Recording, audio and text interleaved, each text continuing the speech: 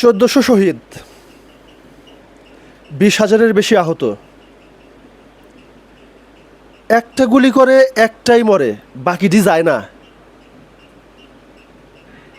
এই এত এত শহীদ আহত, এগুলো শুধুমাত্র একটি সরকারের পরিবর্তে আরেকটি সরকার আনার জন্য হয় নাই। বাংলাদেশের আপামর জনসাধারণ বাংলাদেশটাকে পরিবর্তন করার জন্য, শাসন ব্যবস্থার পরিবর্তন করার জন্য, সিস্টেমের পরিবর্তন করার জন্য শহীদ হয়েছেন, আহত হয়েছেন। জুলাই বিপ্লবে জনে জনে গণহারে তারা যোগদান করেছেন। জুলাই সনদ বাস্তবায়নের ক্ষেত্রে বর্তমান সরকারি দলের কিছু বিষয়ে নোট অফ ডিসেন্ট ছিল। যদি সেই নোট অফ ডিসেন্ট না থাকতো, তাহলে কিন্তু জুলাই সনদ গণভোট প্রতিষ্ঠিত হওয়ার আগেই বাস্তবায়ন হয়ে যেত।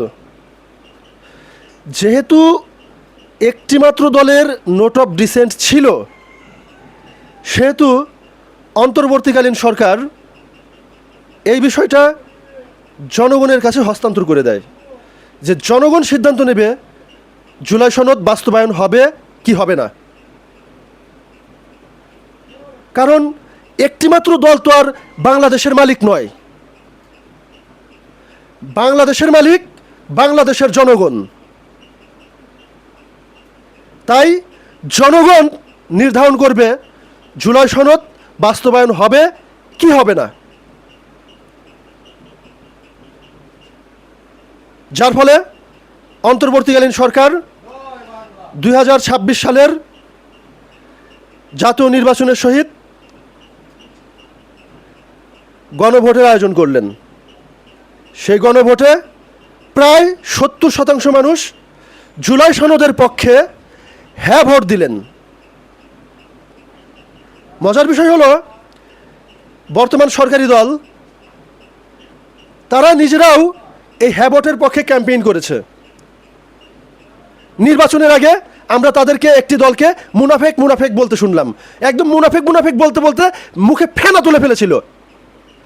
আজ সেই দল যারা নির্বাচনের সময় গণভোটে হ্যাঁ ভোট দিতে বলেছে, আজ সংসদে দাঁড়িয়ে বলে যে আমরা সেই সময় গণভোটের পক্ষে ক্যাম্পেইন করেছিলাম, কারণ যদি গণভোটে হ্যাঁ ভোটের পক্ষে আমরা প্রচারণা না চালাতাম, তাহলে জাতীয় নির্বাচন হতো কিনা তাদের সন্দেহ ছিল।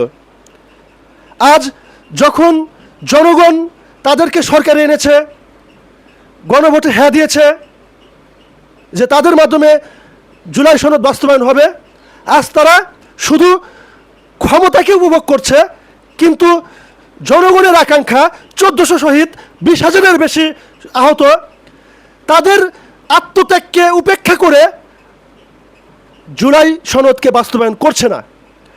তারা সংস্কার পরিষদের শপথ নেয়নি। এখনো পর্যন্ত জুলাই সনদের বাস্তবায়নের তাদের কোনো আকাঙ্ক্ষা বা ইচ্ছা আমরা দেখতে পাচ্ছি না। এটা তো গেল সরকারি দলের কথা। এবার আসি বিরোধী দলের কথায়। বিরোধী দল তারা জুলাই সনদের পক্ষে ক্যাম্পেইন করেছে, জুলাই সনদের জন্য কিছুদিন শোরগোল করেছে। কিন্তু অবাক করার বিষয় হলো, এই বিরোধী দল বলেছিল ঈদের পরে নাকি জুলাই সনদের জন্য তারা সোচ্চার হবে। আসলে ঈদের পরের আন্দোলনের কথা শুনলেই না জনগণ বুঝে যায় যে এগুলো ভোগাস। বাংলাদেশে ঈদের পরে কোনো আন্দোলন হয় নাই। পূর্বেও মানুষ ঈদের পরে অনেক আন্দোলনের কথা শুনেছে, কিন্তু বাস্তবে দেখে নাই ঈদের পরে কোনো আন্দোলন হয় না।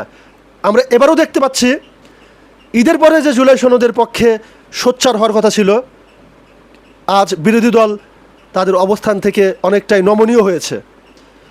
এটা বিরোধী দলে থাকা অবস্থায় তাদের কমফোর্ট জোন বজায় রাখার জন্য জুলাই সনদের দাবির আহ্বান না জানিয়ে তারা নমনীয় হচ্ছে কিনা সে বিষয়ে আমার প্রশ্ন জাগে। কমফোর্ট জোন বজায় রাখার জন্য বিরোধী দলের প্রয়োজন নাই।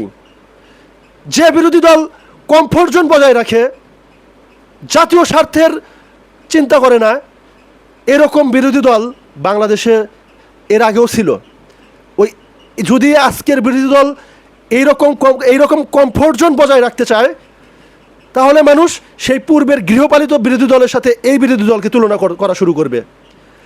তাই বিরোধী দলের প্রতি আহ্বান, তারা যেন জুলাই সনদের পক্ষে সোচ্চার হয়, আন্দোলন গড়ে তোলে। আর সরকারি দলের কাছে আহ্বান, এই 1400 শহীদ আর 20,000 আহতের সাথে আপনারা বেইমানি করেন না, প্রতারণা করেন না। জুলাই সনদ বাস্তবায়ন করতেই হবে। ইনকিলাব জিন্দাবাদ।